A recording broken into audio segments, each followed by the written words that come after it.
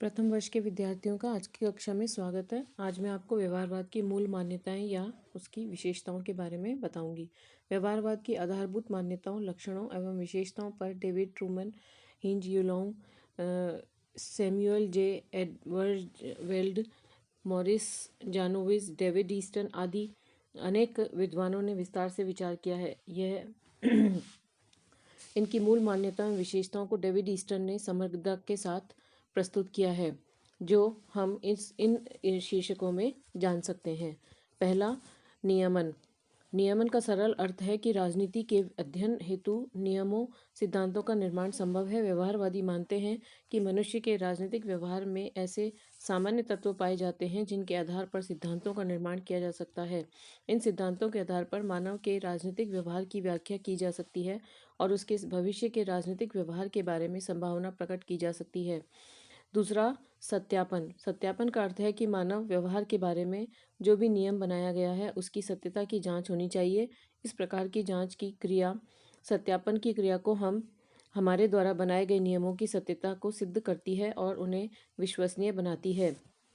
तीसरा, तकनीकों का प्रयोग। यहाँ तकनीक का अर्थ अध्ययन के ऐसे साधनों से है जो तथ्यों के चयन, संकलन एवं वस्तुनिष्ठ विश्लेषण में सहायक हों।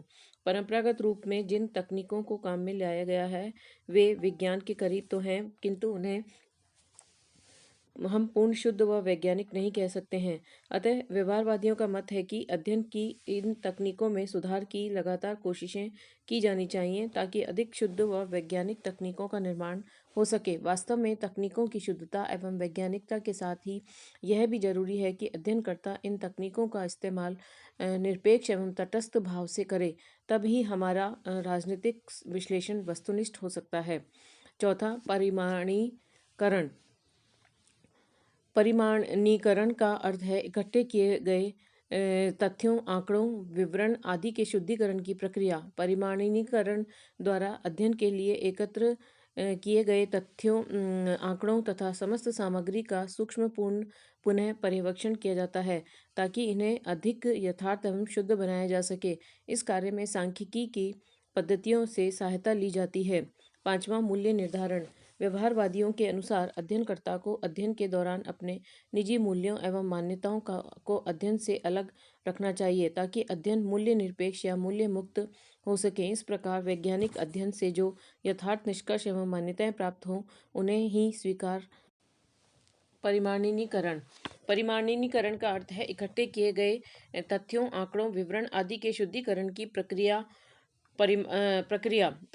परिमाणीकरण द्वारा अध्ययन के लिए एकत्रित किए गए तथ्यों, आंकड़ों एवं समस्त सामग्री का सूक्ष्म पूर्ण पर्यवेक्षण किया जाता है ताकि इन्हें अधिक यथार्थ एवं शुद्ध बनाया जा सके। इस कार्य में सांख्यिकी की पद्धतियों से सहायता ली जाती है। पांचवा, मूल्य निर्धारण।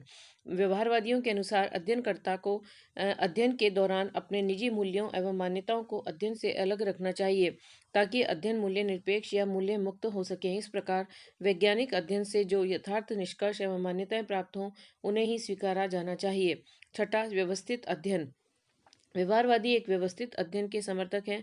अनुसंधान तथा सिद्धांत में घनिष्ठ संबंध हैं, किंतु वैज्ञानिक दृष्टि से सिद्धांत की तुलना में अनुसंधान का क्रम व स्थान पहले होता है। इसका सरल अर्थ है कि पहले अनुसंधान का कार्य किया जाना चाहिए और इस अनुसंधान से प्राप्त निष्कर्षों के आधार पर सिद्धांत का निर्माण किया जाना चाहिए।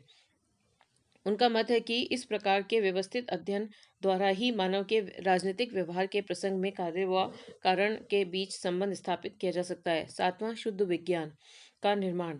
व्यवहारवादी इस प्रकार से राजनीति को एक ऐसे शुद्ध विज्ञान का रूप देना चाहते हैं जिसमें दो प्रमुख लक्षण हों।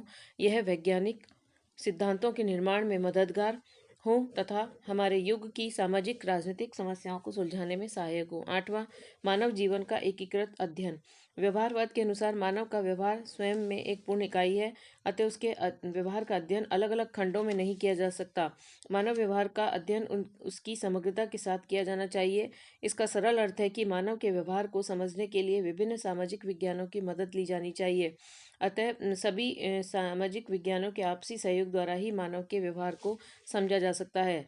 इस प्रकार मानव के राजनीतिक व्यवहार को पूर्णता के साथ समझने के लिए राजनीति विज्ञान को अन्य सामाजिक विज्ञानों से घनिष्ठ संबंध स्थापित करने चाहिए।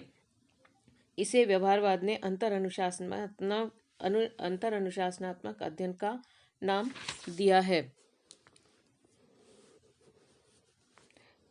इस प्रकार डेविड ईस्टन के द्वारा दिए गए व्यवहारवाद के ये प्रमुख विशेषताएं हैं। कल की कक्षा में हम व्यवहारवाद की आलोचना और इसकी सीमाओं का अध्ययन करेंगे। धन्यवाद।